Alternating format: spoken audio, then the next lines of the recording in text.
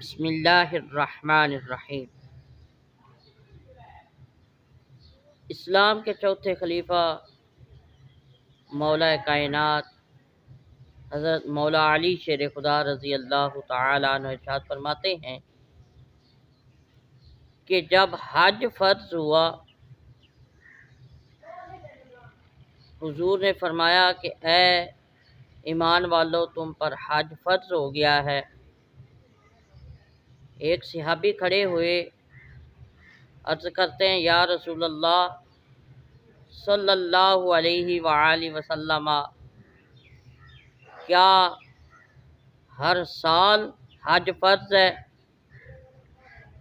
حضور نے خاموشی اختیار فرمائی۔ تھوڑی دیر کے بعد پھر اس صحابی نے عرض کیا یا رسول اللہ صلی اللہ علیہ وآلہ وسلم، کیا ہر سال حج فرض ہے؟ حضور تاجدار مدینہ صلی اللہ علیہ وآلہ وسلم نے پھر خاموشی اختیار فرمائی۔ تیسری مرتبہ پھر وہ صحابی عرض کرتے ہیں کہ یا رسول اللہ صلی اللہ علیہ وآلہ وسلم، کیا ہر سال حج فرض ہے؟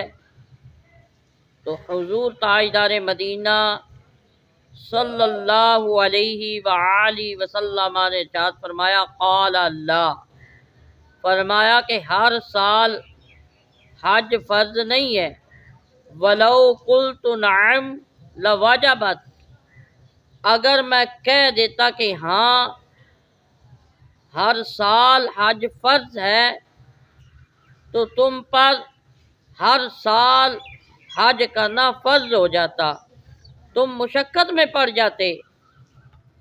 اس حدیث مبارکہ سے ہمیں یہ پتہ چلتا ہے کہ اللہ رب العزت نے حضور تاجدار مدینہ صلی اللہ علیہ وآلہ وسلم کو